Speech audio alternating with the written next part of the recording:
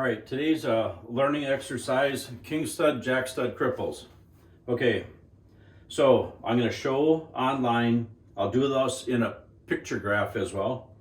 So I've got the whole entire layout done on the board. Cripples, jack studs, king studs.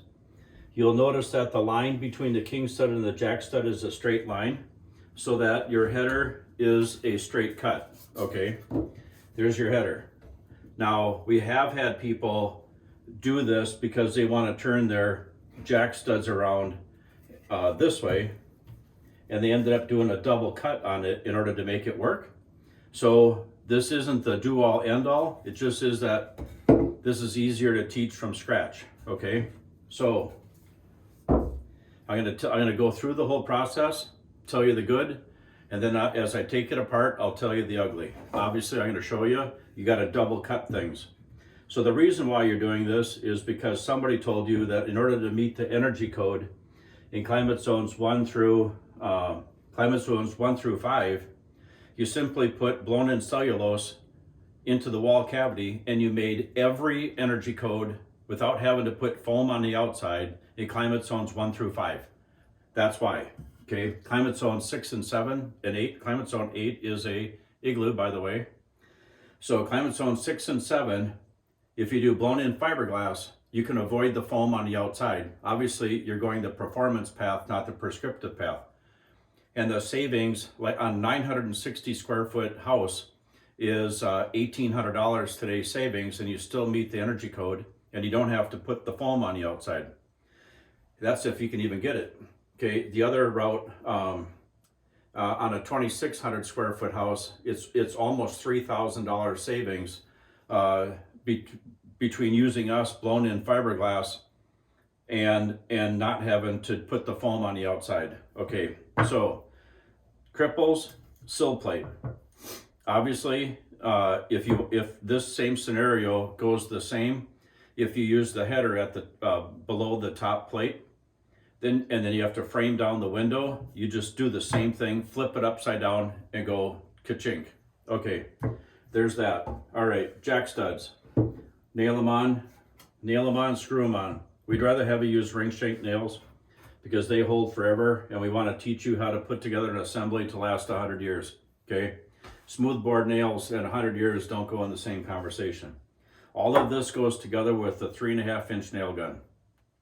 Nail it together.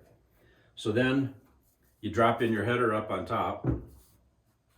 Okay, so far, there's nothing different in the assembly of putting it together. You just got to do a couple of double cuts. King stud, nail it on. King stud, nail it on. And at this point, I'm standing on the inside of the window and you're on the outside of the window. Okay, so window and door manufacturers love this because you have this big, huge thermal break running through the wall, and they can minimize any callbacks that they might have for expansion, contraction of the extension jamb or the window itself for, heat transferring through, cold transferring through, not being uniform. Okay, then just put your top plate. Here's your top plate, bottom top plate, and then on top of this is your top plate. Okay, so that's your wall assembly. No big deal, easy peasy. Take the 2x6 out, stuff us in. Okay, that's how fast we go. All right, taking it apart, take your king studs off, take your king studs off, take your header off.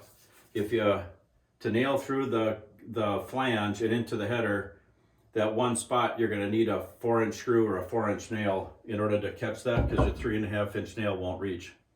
Okay, so take these off. Now let's get to this.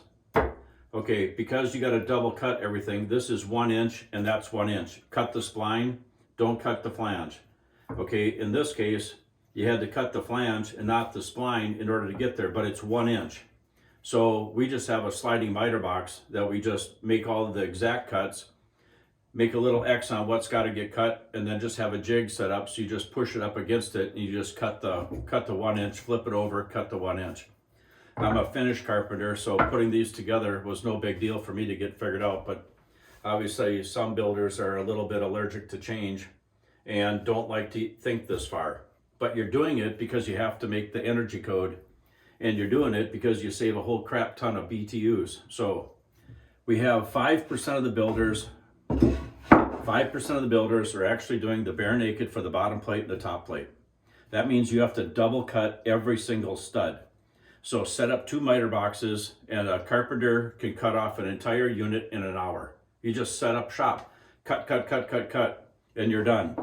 And then you just fasten them together like you normally would. The reason why they're doing it is that they want the rest of the thermal break. They want the rest of the story, and they want a spray foam in here to solve for ACH. They want a spray foam in there to solve for ACH.